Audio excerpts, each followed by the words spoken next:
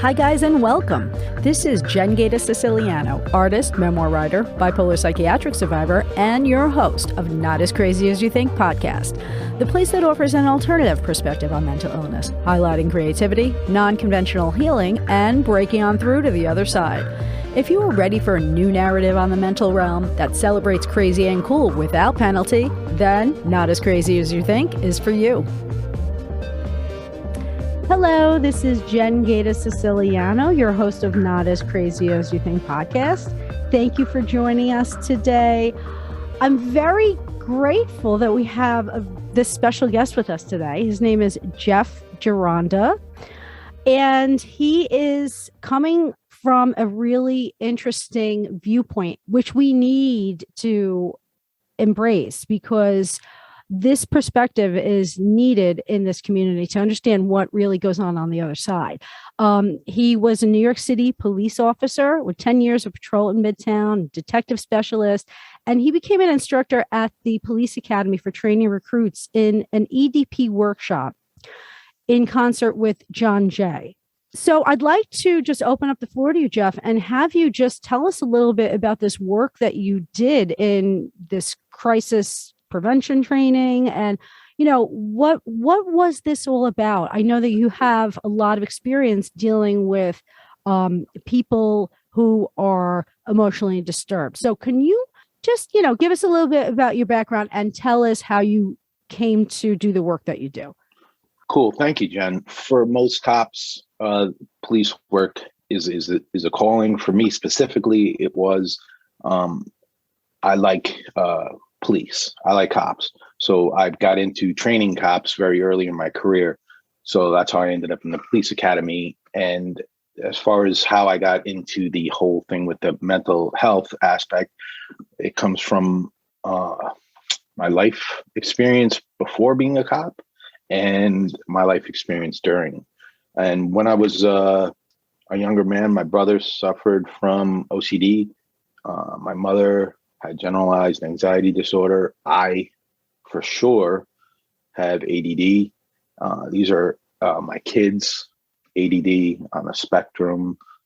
So I became very, for lack of a better term, immersed in it early because I was dealing with it on a personal level. And then as time went on, I saw how the police handle people with emotional issues, mental illness, and I saw an avenue there for myself to make it better. And that's what I spent most of my career doing. And it's by far the most rewarding aspect of my career is the stuff that we did with CIT. So let me explain a little about that. CIT was a program that came after the workshop that we did that was called EDP Workshop up at John Jay. When the new academy was built, we started a 4-day training course called Crisis Intervention Training.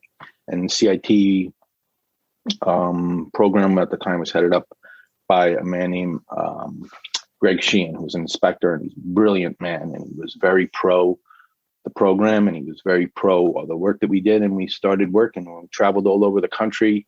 I went to Chicago to meet with the Chicago Police Department. I went to Seattle for the CIT.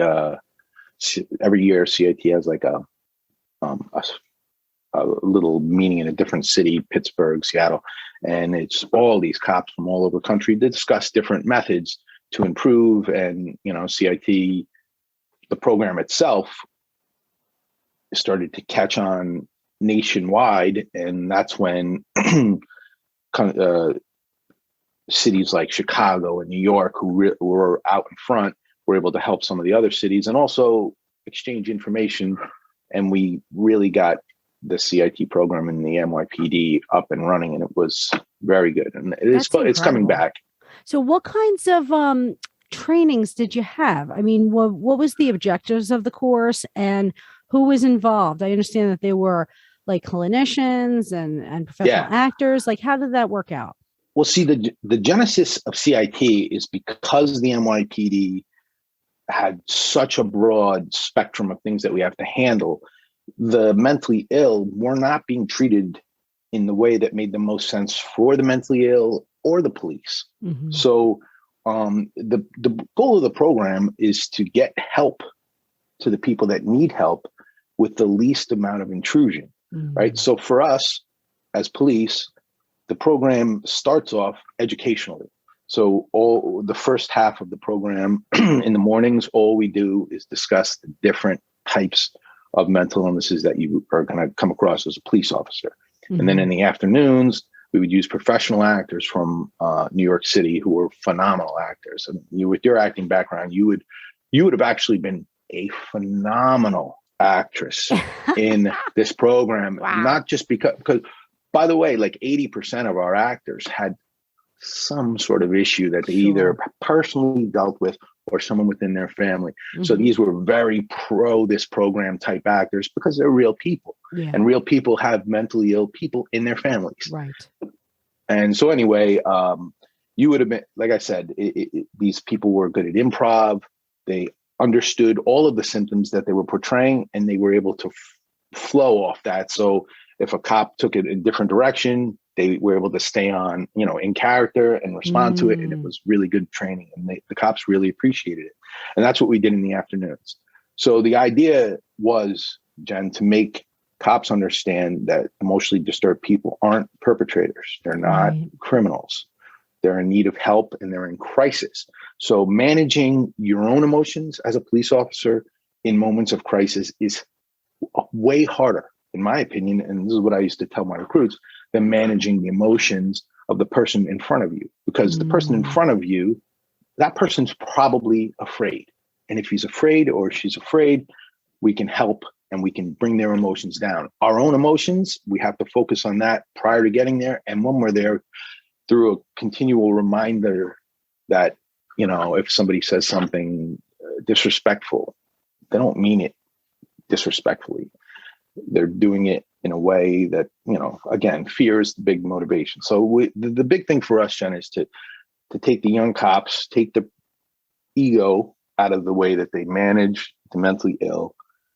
You're not going to just say, because I said so, to somebody with schizophrenia and expect results. So take the tough guy aspect out of policing and make them understand that you're showing them your hands, changing your tone, changing your everything, the way you connect.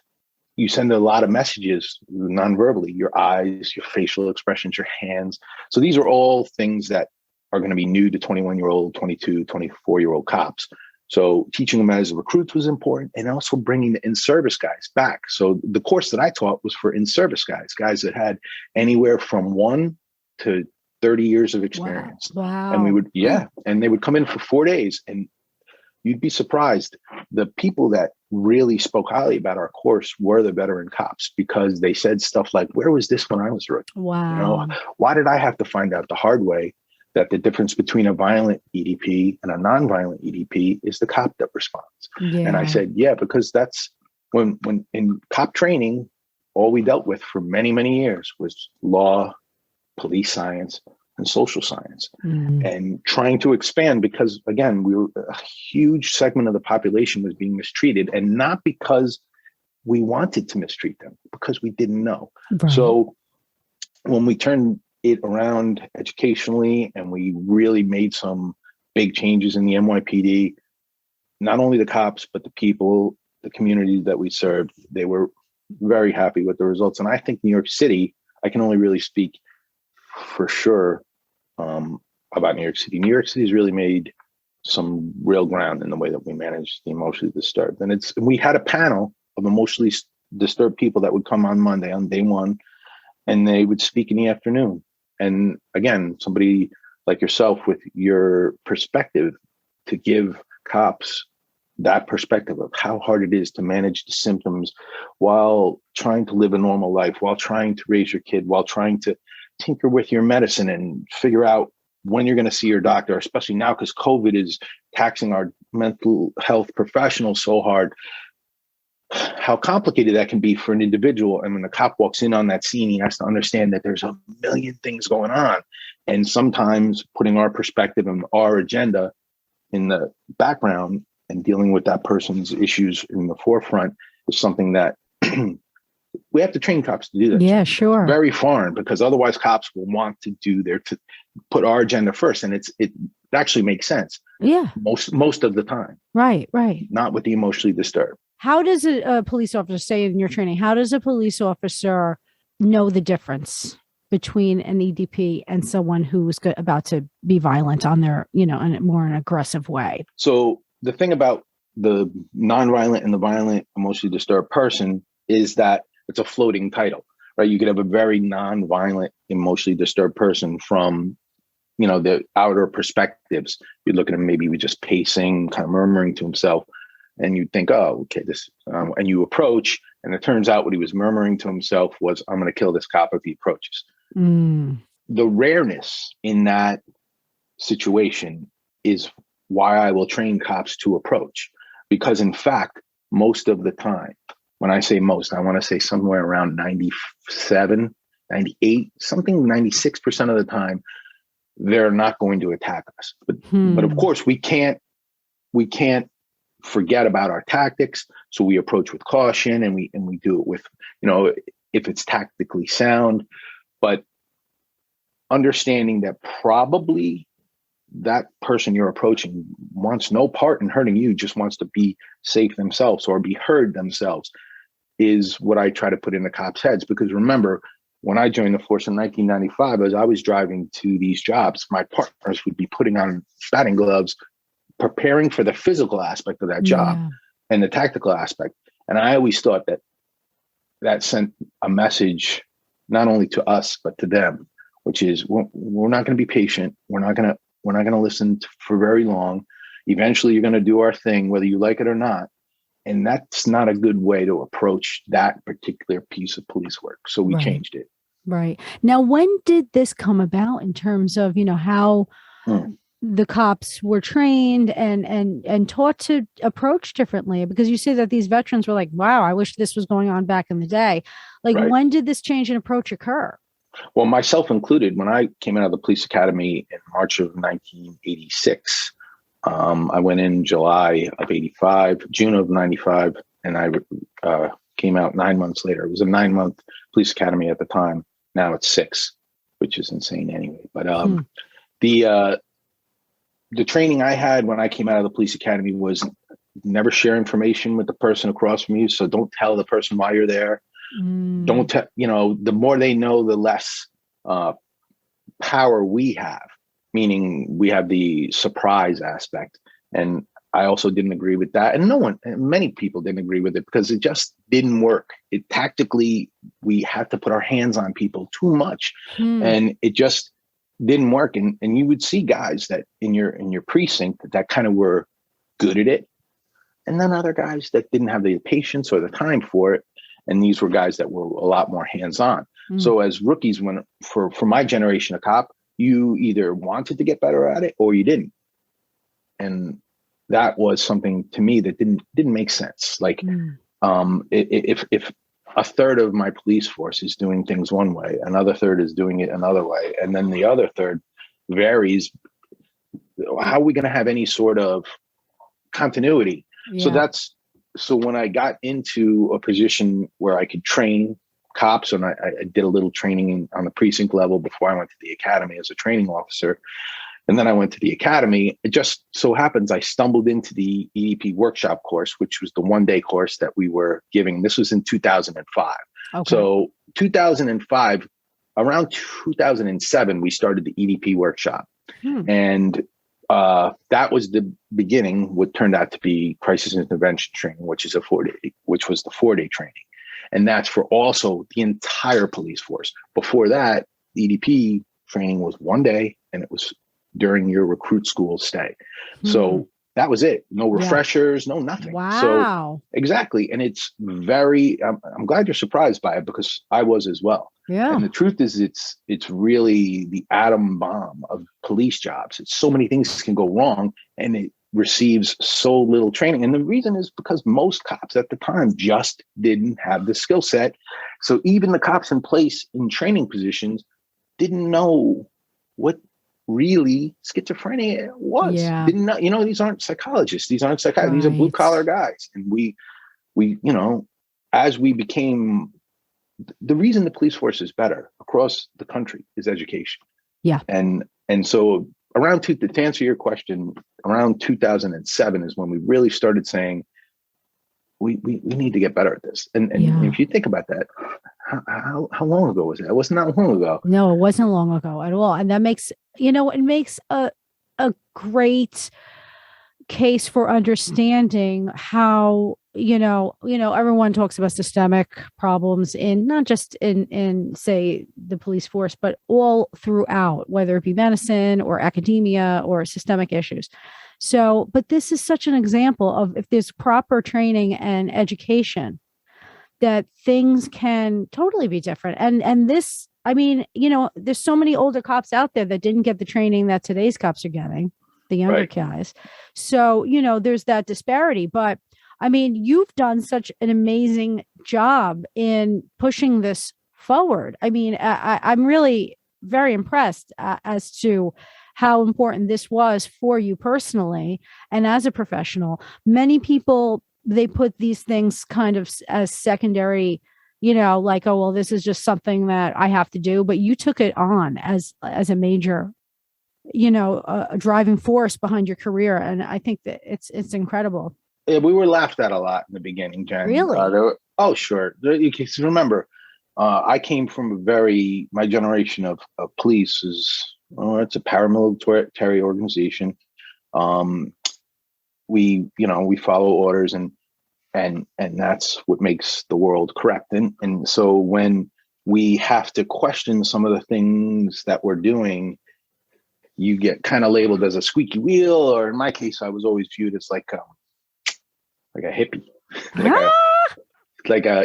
and it's funny because now I am, but the notion that we didn't have to force people. And just for the record, I certainly was not alone. Many cops were like, let's get better at this.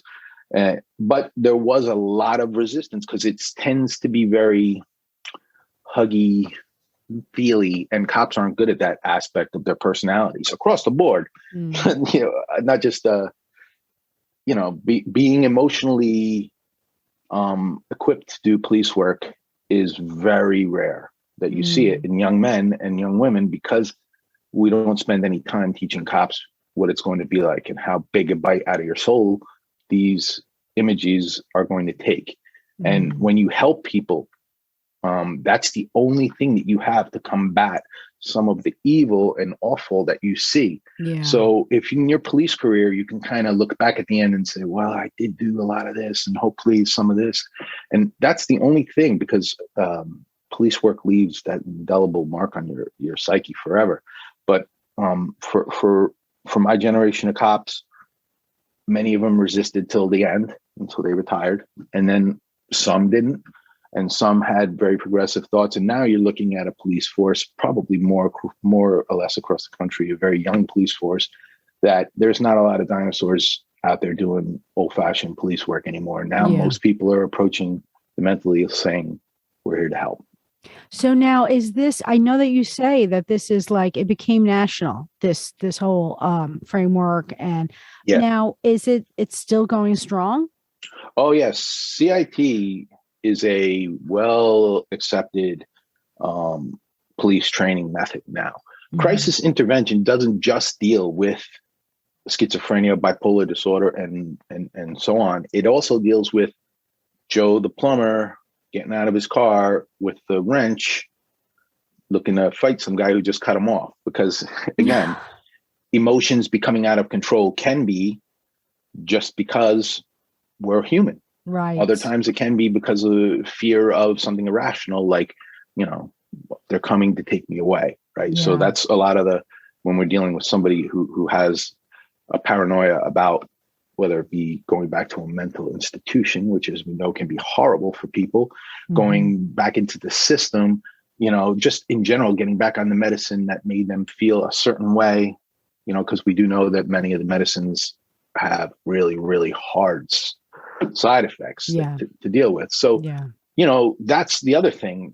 Most of the rookie cops that I used to do the workshop with, when we had the actors tell them, my wife is schizophrenic, here's her medicine, she hasn't been taking it. Many of them would say, can I give it to her, and that will fix her. So this is the level of education that we were dealing with, Jen. And now, if you approach the average cop on the street and ask them, would that solve the problem? I doubt you'd find many that would say yes. You know, like that's the inroads that we did for the ground level guys like us, the trainers, and then a lot of the guys who are in positions of power who believed in us is the reason why that this program across the country took off. And now there's thousands and thousands of cops that this is their, across the country, this is their focus, is to make sure that police forces stay, because current is, that the book is always changing, all the ways that we can get better at dealing with people with these type of communication issues, really, because if someone's in crisis, they have a severe communication issue. If I'm in crisis, I might not even hear a fire alarm going off. I might not hear my own. So there's a lot of things that we have to talk to about cops, and many times it's just so foreign. It's like teaching a new language to somebody, because it's, how often do you have that type of skill set in front of you where you can kind of watch it? It's either in your family and you can, or you don't. And then so that's the thing I'm most proud of, Jen, is that when we look back at some of the archaic ways that we handled the mentally ill, it was amazing to me that there weren't more bad incidents. And over the years, we had Eleanor Bumpers was the first case. And I don't know if you remember her. So it was a little before your time, but Eleanor Bumpers was a grandmother, and she was very mentally ill. I believe she was a paranoid schizophrenic. The cops have had a lot of interactions with her. And on this one day, she was barricaded behind the door and she was threatening violence. And we went by the book. And this was in the 80s, I believe. And the book said, call emergency service, who is our SWAT team. So now imagine, if you will, the people that were coming to deal with this woman in crisis are armed with shotguns, and are wearing our heavy protection. These are SWAT, and SWAT has emergency service cops who are concentrated cops. I always used to say that they're the guys who, if you cut them, their blood's blue. That these are just cops. They only hang around with cops. They're cops guys. We love them because, thank God for them, because if I was in trouble, the old saying was, if a cop's in trouble, he calls emergency service. If you're in trouble, you call the police. We call them. And so at that time, that was according to our patrol guide, violent EDP, barricaded with weapon, call emergency service. Emergency service comes in and armed with a shotgun. Mrs. Bumpers opened the door, charged at the police, and they fired 2 rounds, one taking off her hand, the other hitting her center mass and killing her. So the city took a hard look at this. Like, why is it? I think she was in her 60s, grandmother getting shot, and the cop was prosecuted and found not guilty. And that changed everything for the NYPD, because at the time, there was a belief in the department that this police officer who was going to go to jail for following our patrol guide. And that was terrifying. So ultimately, he didn't go to jail, and he didn't deserve to go to jail, but that woman did not deserve death either. Right. So how can we get better at this? How can we protect our cops better? How can we protect the public better? How can we make sense of this tragedy and turn it into something that can actually be a vehicle to turn a giant tanker ship, which is the NYPD, turn it, because everything is so slow in terms of change for an organization 35, 40,000 strong. So we did, though. And over the years, guys I used to work with, I worked with a guy named Detective Jimmy Shanahan, who was an old school detective who was very, very involved in John Jay, and he helped get the EDP workshop off the ground. And there was a few of us, and he gave me things that I gave to other instructors, and we passed it down. And now, generationally speaking, a guy like me or Jimmy or some of the guys I worked with that were thought of as like hippie cops or touchy-feely cops, now we're the norm. And the guy who puts his hands on too much, people scratch their head and look at him, as opposed to Interesting. how it used to be when I was a rookie, and my training officer was like, come on, buddy, no one wants to hurt you. And the other cops were like, he's wasting time. That was the theory. We could just grab him and it would take less time. Right. And that's no longer an issue. Take your time when you're dealing with somebody in crisis. That's you can't hurry through that. You know what I mean? And so that's the broad discussion about what we've done. And there's so many good stories, and it's actually very happy ending, because we're really heading in the right direction with the mentally ill. The only problem, Jen, as you know, is that the speed in which this is taking place is costing people chunks of their lives. Yes. And that's the part that societally we are still not doing well on. And that's why people like your work is so important, because thank you. It doesn't matter what the police do, right? If the public doesn't understand why we're doing it, that's something that took years for police brass to understand.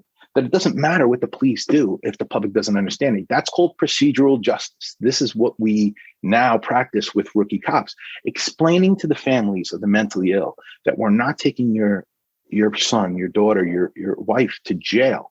We're getting her help to this crisis can be intervened, and then we can get her the kind of medicine or attention he or she needs to lead a happier and more productive life. That's how the police should be seen, instead of being seen as unfortunately sometimes, what we're not, which, and that's something that's, I think we're heading in the right direction. It's so hard because you have so many institutions of society hanging together, and each area has work to do. So certainly the mental health industrial complex, as we like to call it, they have so much work to do with teaching themselves and evaluating so many of the assumptions that it has as well about these types of people. You know what I mean? But hearing you talk about this training, it does really inspire me and make me excited, because I almost feel like you guys have a little bit more of a leg up than some of the mental health professionals, because you're acknowledging that, wait, maybe we can de-escalate the situation before it gets too much. It's almost like there's more of a human, you're looking at it in a more humane way than much of the medical area looks at it, because they just look at you as, okay, well, you're just throwawayable at this point, this is your problem and that's that. It seems to me that if you approach this in a way where it's like, listen, it could go either way. Let's try to make it so that we can play a positive role in getting this person help, rather than just assuming that he's throwawayable. Let's just lock him up. You know what I mean? Right, that doesn't seem to be the way to go in so many ways. But if this is going on under the scenes and in tomorrow's, training and today's training, yesterday's training, okay, they screwed up, but what did we really know even in the medical profession about it? About mental illness. It's only, just now you're starting to hear other alternative views on this, but there are levels, and I know I've been in crisis and I've had handcuffs on me from nice police officers. They were very nice to me. Right. Understanding that when the police have to put handcuffs on somebody, and what I always told recruits, it's so I can manage the situation, not because you're a bad guy, because, like getting into a police car, make sure you don't push us and then run into traffic, that's why we have. And again, the big thing is to make the person understand why I have to do it. My training as a rookie cop, never tell anybody anything. Now we're training cops. I'm going to put the cuffs on you. I'm not going to make them tight. I'm not going to hurt you. I just have to do it while you're in the police car. As soon as we get out, I'm going to take them right off. I promise. That takes 10 seconds. And what that does for the ride over and the anxiety level in the person in the back seat who may have never worn cuffs in their life. These are not criminals. In the vast majority of cases, these aren't criminals. Right. You're not called in because they committed a crime. You're called in because of a crisis situation, which Correct. is also the other thing. Like, why do, and this is something that, is an interesting take in hearing what you will have to say, because why is it that the cops are called more often, say, than the mental health professionals? Because crisis, Jen, looks like an emergency, right? So when you come across an emergency, what's the first thing you do? Call 911. Yeah. Who's coming when you call 911? Well, unless it's a fire, us. So when the police are coming, how are we? See, you touched on something perfect where you said, it makes you happy that you see that the police are getting better at it. Well, we knew we were wrong. We knew we could get better. Big Pharma doesn't. And the reason why I think the mental health industry across the board, including the mental health professionals and Big Pharma, is I don't know how convinced they are that they are wrong. You hit the nail on the head. And that's where we're, you know what I mean? Like there was an obviousness to police work that on the ground level when we were kind of looking at each other and going, why are we doing it this way? There has to be that same kind of feel from a doctor who's saying, why am I prescribing unbelievable amounts of pain medicine to a guy who has a toothache? Right. You know what I mean? Right. And stop closing your blind eye to the fact that West Virginia had more pain pills than people. Yes. You had enough doses of pain pills for people in West Virginia for the entire year. You know what I mean? Like, so there's an aspect of Big Pharma that in the police department, money wasn't an issue. People were the issue. We were trying to get better at people.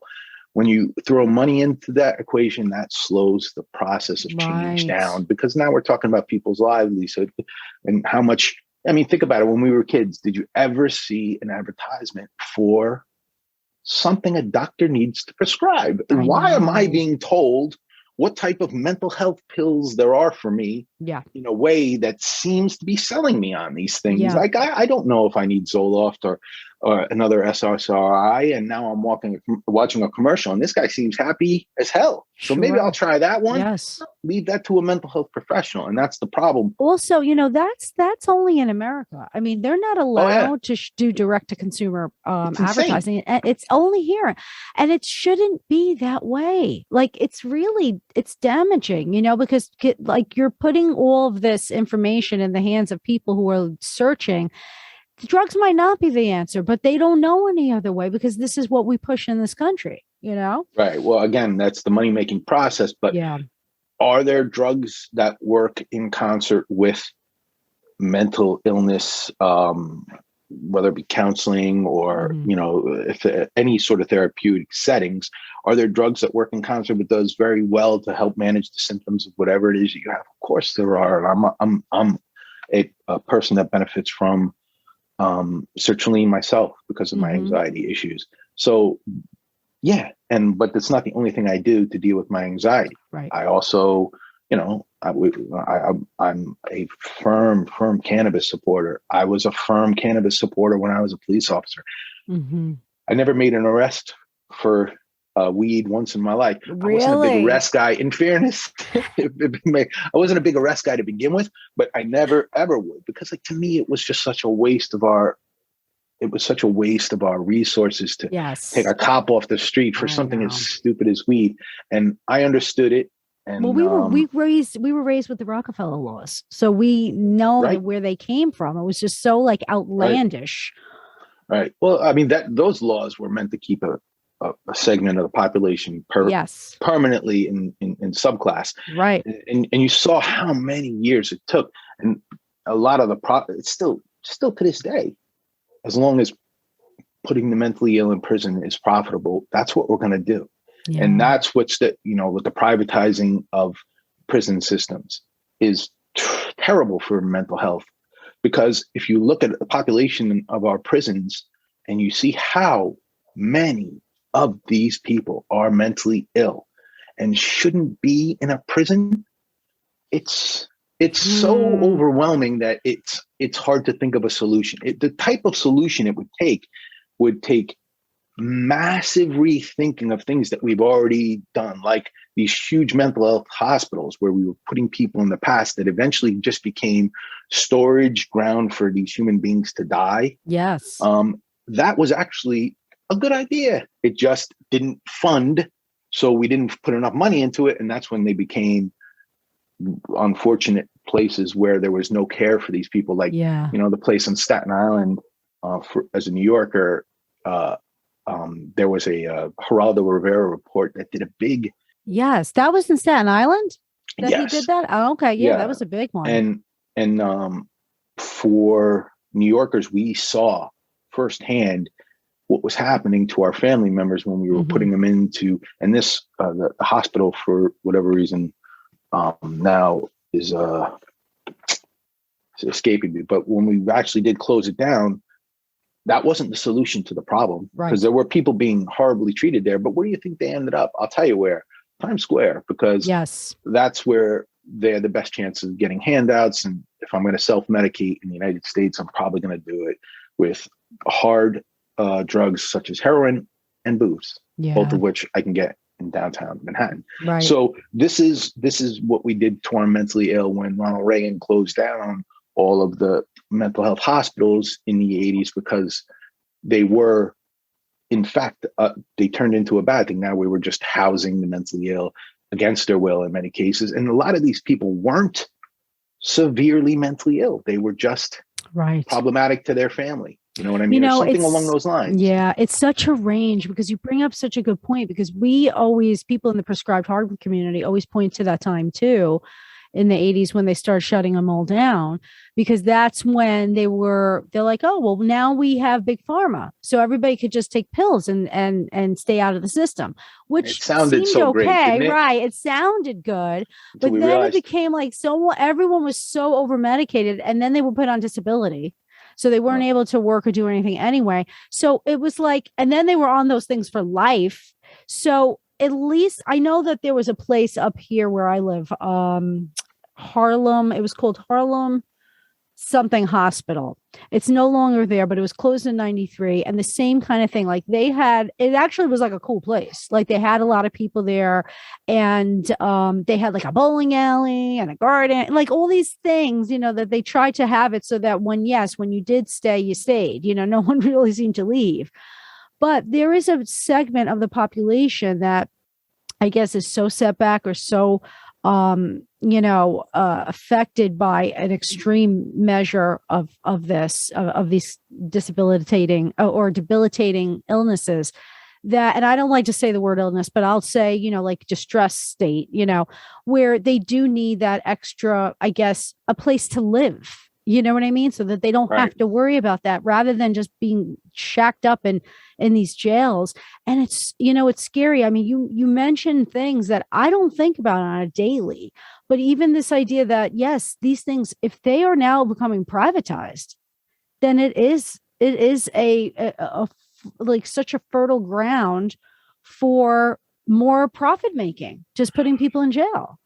But exactly. But the fact that it is privatized does open the door to, all right, everybody wants to make money. How can I make money and be decent to humans? All right, I'll make a mental health community where people that have similar symptoms and similar issues can live within this community and work within this community and be active members of society within this community, receive way more, have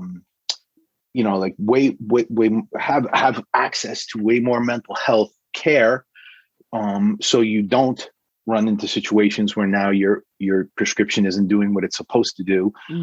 Every 6 months, every few months, you have to tinker, or at least make sure that the desired results from the medication are still doing what they're doing. You're not metabolizing it different. You're not, whatever it may take, whatever may be the problem, it could be addressed. And could these communities be profitable? Now, this is something legitimately I would think of in a police car driving around, like what to do with these people once we have them in custody and put them in a place like,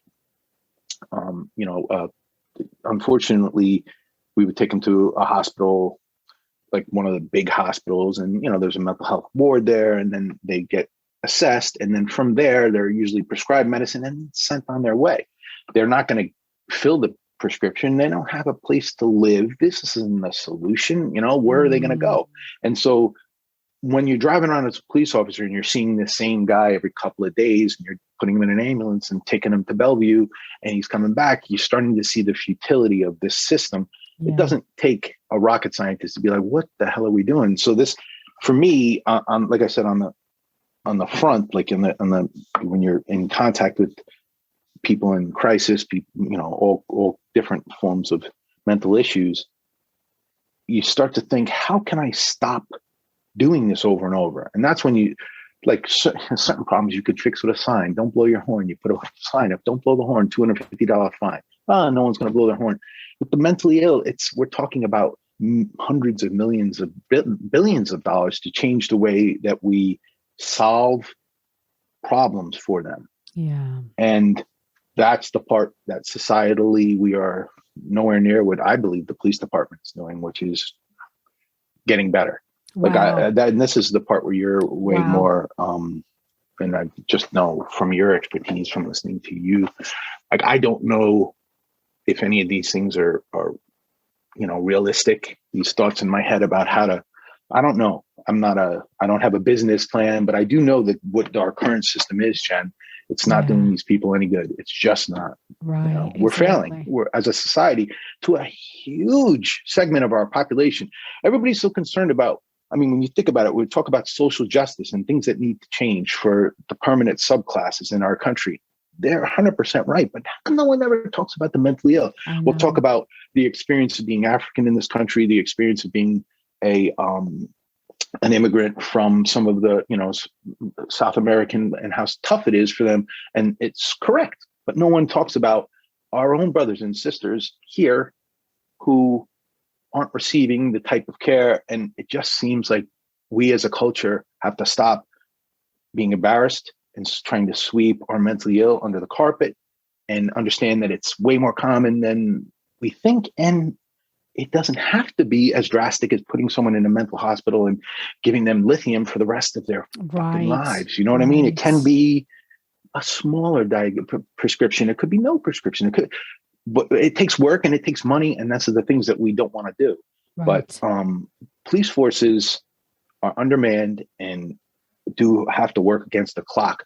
So they're not our best option for handling people in crisis. They're not our best option for handling any, but for right now, until we get the mental health professionals in the field working in conjunction with cops and then eventually taking kind of over, they're doing a good job. Yeah. But it's not who they're programmed to be. They're not programmed to be psychologists, but they do a great job putting somebody in a police car that doesn't belong to ride in the back of a police car. And that's the message that new cops know that I didn't.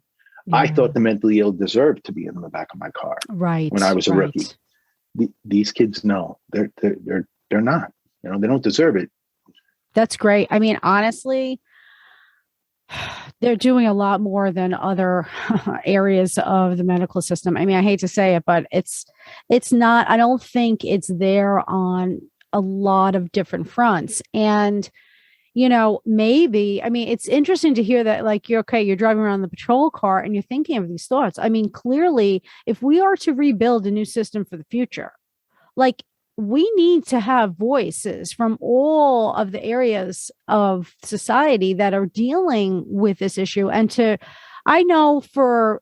honestly, like, it's clearly the case that we're not really, we're not teaming up. You know what I mean? Like, why? Right. Why is that? And it's because I believe that, they a while back when it's such a good point that you brought up, because it is a real thing that happened in our society, that these places were closed. Willowbrook, by the way, my brain told me with the name. Which one Willowbrook was the one on Staten Island. Oh, okay. For whatever reason, it takes my brain 15 minutes. I think it's probably the years of Jameson. Who knows? But yeah, these other ones, that ended up closing, they weren't good places to start with. No, they're warehouses for people. But there was no solution except for the drugs. Right. So in other words, there was no like, okay, well, this is the transitory system we're going to put in place, and this is the big plan at work. No, they just closed them all.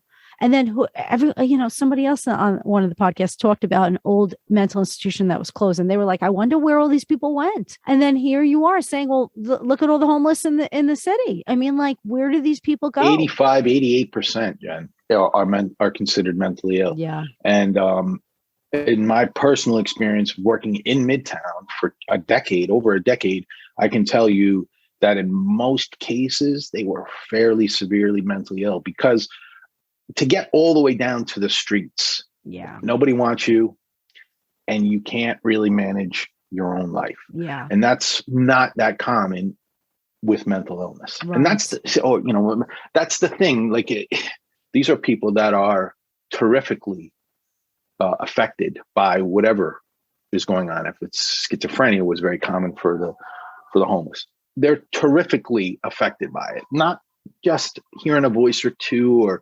struggling with irrational thoughts. A whole way of life set up to protect themselves from whatever thoughts are asking to do bad things to either themselves or others. In many cases, the voices never tell you you're great. They, I wish they did, but they tell you things like you're awful, and these poor people are doing that on their own. Yeah. And so, as cops, believe it or not, cops, the reason I started thinking about it probably came from the most selfish area of all, which is I keep doing this job over and over, and it's why? Like, how can we make it so that I don't have to repeat this effort every couple of days with this? And so that's we do look for problem solving techniques. Unfortunately, what I think the country has to do is put a lot of resources into this, and it's got to take a lot of money, and places like Big Pharma should be paying for it, because they are, not to mention so wealthy, but they are. This is where you're getting your profit from. Think about it. If you can make a prison profitable, in this country we designed prisons to rehabilitate and warehouse prisoners. Now you're seeing private industry put prisons in, and that's why the system of putting the mentally ill in jail made sense, because now these companies were getting more and more money, and they were lobbying, and they're paying our politicians for it. So that system started making money and making sense to people who wanted to make money. For everybody other than prisoners and mentally ill, there's no way that you come out of prison rehabilitated. Right. To 2020, 2022. You just spend time in there and actually learn how to be a better bad guy. Yes, exactly. And for the mentally ill, they're horribly treated. Their symptoms aren't at all managed, or definitely overmanaged. Yeah. Just take a shitload of this and go drool and look out the window. That notion. But again, if we can take that selfish notion of turning prisons into a money making, then why can't we do it for the mentally ill? And why can't we have a more humane edge to it and still be profitable? Like, I'm trying to be realistic about a solution. I know in the United States, the only way anything ever makes any headway is if you start making money off it. On it. So, I know. So when COVID hit, we turned industry into making these masks, right? And the United States did well, but yet we don't see this as a crisis. We don't see this as something that we should be looking how to make these people's lives better, and at the same time, maybe make a living for myself. And it's almost, in a way, you don't have to be a billionaire and profit. Like, you could just, I used to think of like an old folks home that was like a mom and pop old folks home, and somehow that years would go, you could make money off this. Yeah. And that little thought would be like, why can't we do this for the mentally ill? Just very, very common.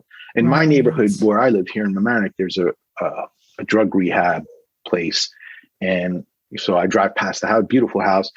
I drive past the house, they're out walking in, and smoking cigarettes or whatever. And I see the people, and I think to myself, it's a beautiful neighborhood to recover in. They're not bothering anybody. They're not an eyesore. Like, these are like, oh my God, can you imagine if we're putting mental health in our neighborhood? Oh my God, we'll have crazies walking all over the place. See, and well, that's where the education has to come from the other angle, which is listen, stop thinking of people who are stressing or who are in distress as different than you. You could be Right. in distress next week or next month or Right. next year when the next COVID hits. I mean, because that's what everybody realized after COVID hit. Like, wait, maybe the idea of mental illness isn't so foreign. It's not just us and them. It's wait, this is the human experience, Right. And if things do go on too long, I guess that's always like a lot of people in, say, the psychiatric survivor movements are always like, well, there are alternatives to help. And I think that's a big thing too, because the only real ways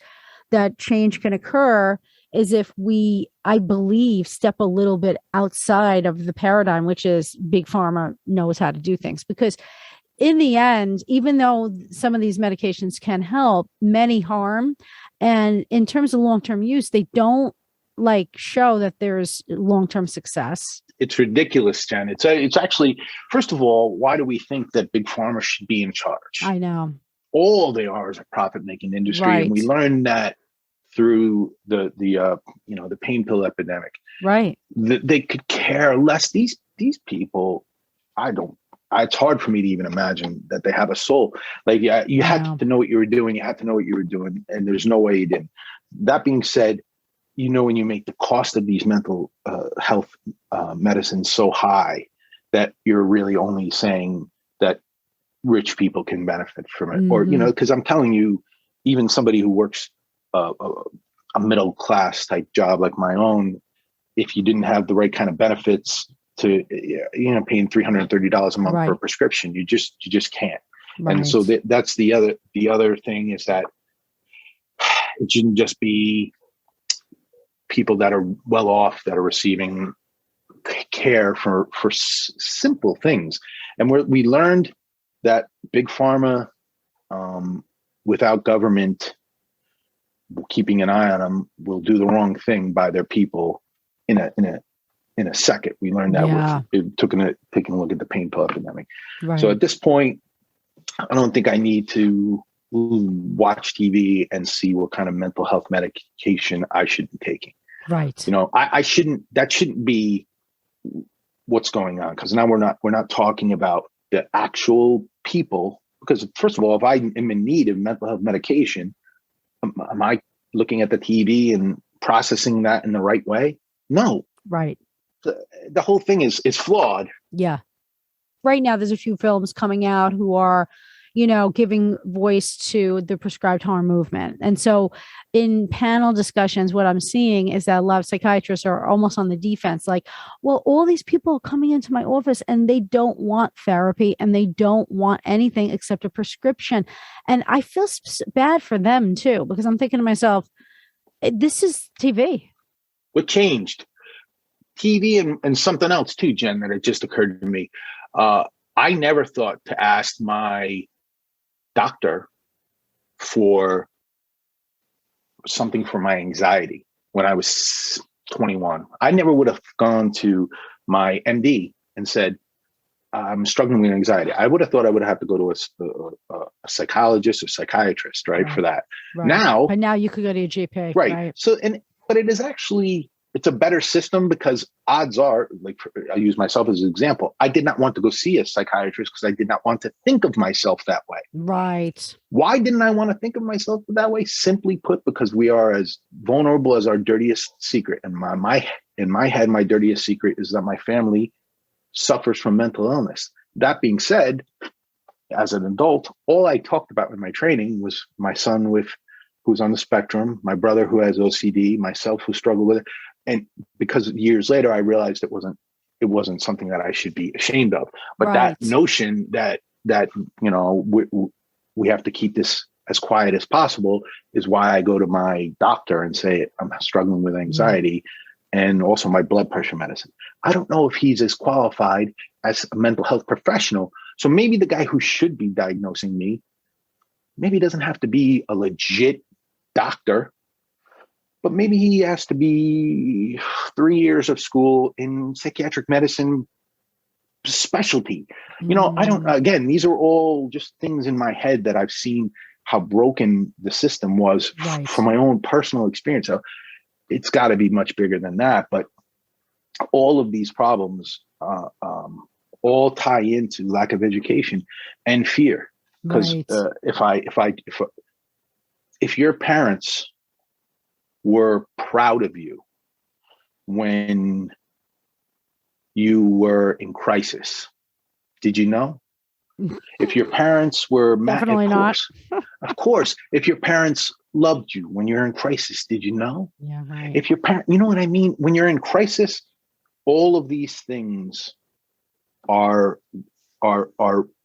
under the crisis, and whatever the crisis is fear, and fear generally comes from lack of education. If I'm mentally ill and I know that when the cops come, that means I'm going to be safe because they're going to protect me and they're going to help me and I'm going to trust that process, and I'm way less likely to resist that process.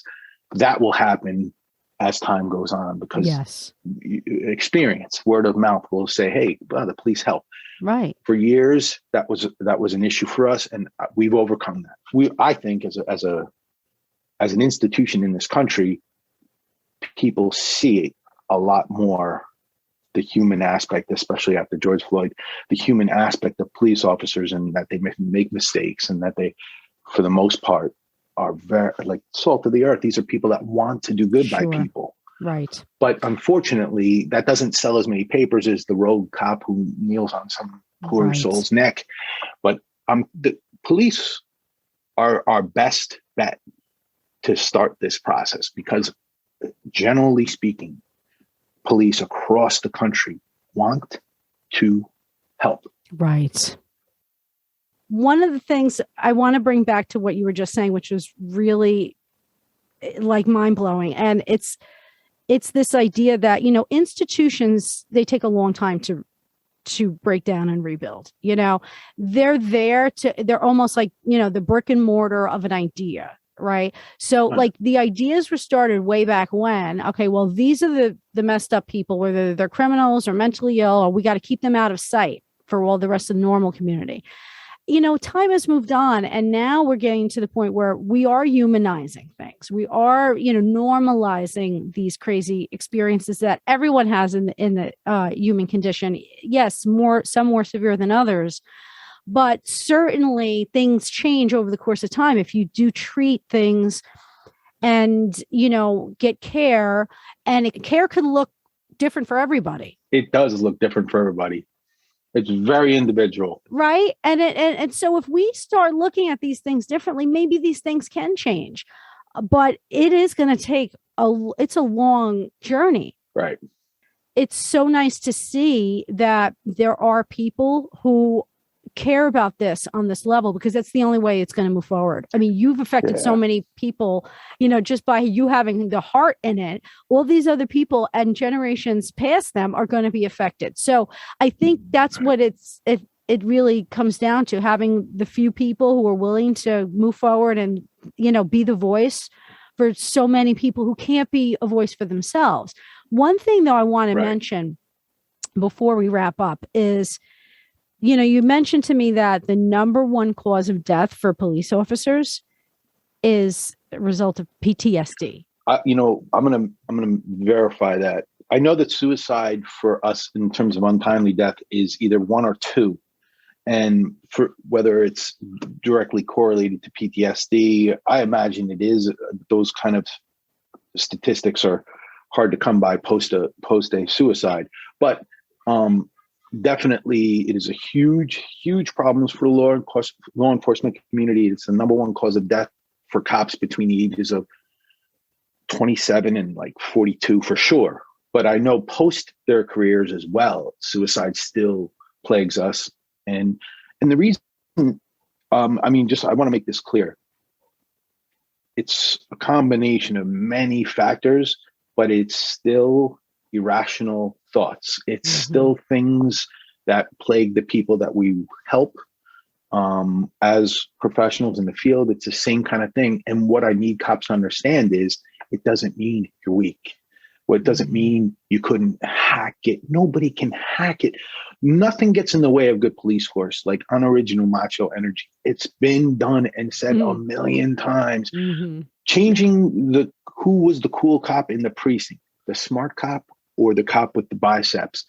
That's the part that for law enforcement was the easiest sell. Like, hey, what do you want to be? A Full Magnum man, or do you want to be, So, but it's so much more complicated for so many other big entities when it comes to how we're changing the paradigm, like you said. But for police, talking to somebody and getting them to do what you want them to do, as opposed to forcing them into it, that shift is something that benefited the emotionally disturbed, but just society across the board, and making the public understand that we don't want to hurt. We don't want to make it tougher than it has to be. We want it to go as smoothly as possible. These are things that I think are important in my post-police career to get into people's heads. Most people would watch this and listen to us and not think in a million years I was a cop. And I'll take that as a compliment, but I'm not rare. Like, this is a common, cops are enlightened now. We've gone through a big change, and nobody's profession has been in the media more than mine. Nobody's has been treated as poorly as mine, because in truth, when you see these events, understand how many people are in law enforcement. And how few abuse their powers. One or two is enough, like, to make us look horrible. It doesn't take many horrible cops to make people distrust the whole system. And that's something that is obviously a much bigger issue and a much bigger problem. But understand, like, if anything I can do on a grassroots level by talking to people who do podcasts, or talking to professors, by talking to other trainers, is to get the notion that police think that they're doing it right, and that's it. It's over. We're doing it right. We're constantly trying to get better at it, and that's something that our industry could lend to others. Absolutely. My first time I ever saw someone that jumped out of a building, it was a spectacle. The person landed on a fence. It was very hard not to go, oh my God. And I was 27 years old. And I remember walking over there, and I had my hat on, and I had my memo book in my back pocket, and I was writing something, and I was relieving the sector that arrived there. I was on foot. And I remember the veteran cop was smoking a cigar. His tie was off to the side. He goes, "Don't worry, Gironda. You could stare at her later. She's going to stick around." And it was a lot, gallows humor. And it was the first time I had ever seen it. And I was there to tell people to disperse, because they weren't seeing anything. It's okay. You don't have to stare. But I personally was like, oh my God, this person's. Wow. So this is what cops have to do all the time, is they have to look like authority figures, and they have to look like they're not freaking out. And, tell that to a 22-year-old kid, this poor kid that we just put in the ground last week, 22 years old. He was a police officer for less than a year. He didn't even have a chance to make his mark and think. And these are the people that are doing this highly complex job, Jen. These are kids. These are kids. Well, you know what? I'm happy to be a voice for that then, because I do believe, and I'm on that liberal side. But I do have compassion for cops, because I do know what crisis looks like. I am on the inside with a lot of the crisis, the people who maybe could be in the jails. So I've been, I've had breakfast and lunch for weeks with these people, and I feel that you guys see a lot, and, you're not you're put in these situations and you're always at risk. And remember the PTSD numbers you brought up. Cops, after the end of their 20-year career, have PTSD at the exact same rate that our soldiers do. But when it comes to soldiers, we understand it more because of their obvious sacrifice in a short period of time in a war zone. And I'm not saying this to take away from them. No, they're unbelievably brave and courageous, and thank God for them. But cops are doing the same thing. And it takes them longer, but in many cases, not that much longer. Sometimes these, a couple of years 6 years into my police career, the two biggest buildings in the city fell down. I was 32 years old. I didn't understand that we couldn't even protect the people of the city anymore. I thought the NYPD could protect everybody. Right. And then I saw that we couldn't, and it was traumatizing me forever. And it led to my anxiety going up, and it changed me as a person. And it will always change. That kind of thing will always change you as a person. And that's what you should expect. Yes. And then deal with it post, and none of the cops in my generation were given any mental health after the Twin Towers fell. Oh my! No one came to my command to ask me if I was okay. Wow. My wife at the time was pregnant with my oldest, Jason. I pulled over to the side of the road, and she told me that the doctor said that she was pregnant. And then I kept going down to ground zero. This was all going on in a very immature 33-year-old head. Wow. I didn't know how to do it. And I can tell you that every cop has that, plus the people's problems that they're servicing, that they're out there to. And that's the real hard part, Jen, is managing your own life after seeing life's rich pageant of shit, and then managing other people's lives. Yeah. Yeah. And as the world becomes more aware of these stressors by people like you putting the mental health message out there, we will stop expecting that our cops can just tough it out through these things, and we'll maintain them so they can maintain the relationship with the public and people in crisis better. Yes. Is there no mental health services available for cops on any time that they want? It's a great idea for our next podcast, Jen, and I'll tell you that up until just recently, and only because of people like us that have people like us and people like me in the police department who have advocated for it. Because if you say I'm having some stress, the first thing they do in many cases is separate you from your image of yourself. They take away your gun, they take away your shield, and they say you're crazy. Oh, that's so sad. And now that's changing. Right, my generation, you never would have went to we call the job. We never would have went to the job and said, I can't sleep. My stomach. I keep picturing that poor kid's face that from that car accident. I can't get it out of my head. If you did that, they would sideline you. So instead of that, you didn't want that, or you didn't want your friends to know you couldn't take it. You didn't want your family to know you couldn't hack it. You just swallowed it, and you drank, or you did whatever you did, and you moved on, and you thought that was what you were supposed to do. And it's so unfair to our police. It's so unfair to our first responders. And yet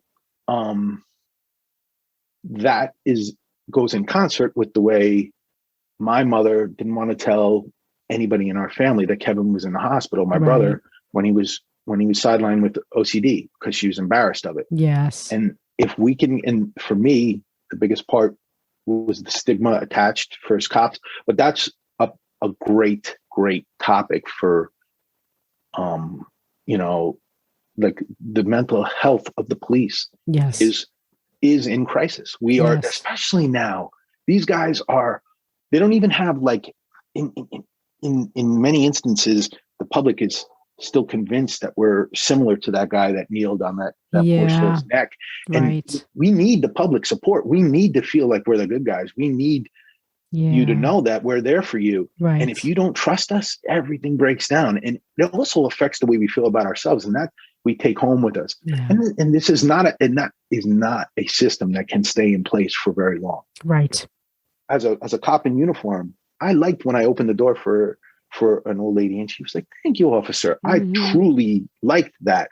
I thought of myself as a pillar in that community, a force for good. Right. If cops can't think of themselves as a force for good, right, they'll stop, and then you won't get guys that want to be good. Yeah.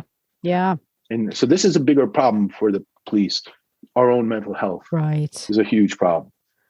Listen, I'm just thrilled that we were able to have this conversation, and from me to you, I am thankful for your service as a man in blue, and I support the men in blue. I have always, of course, I don't like the assholes like that idiot who did what he did. And always when these things do occur, it's always good to bring it to everybody's attention, only because, we want change. But this is an area I don't think people have really shed light on, in terms of where change is needed. So I thank you so much for everything that you've done out there in your career and your insight. It's been so great to have you on the show, Jeff. Thank you so much.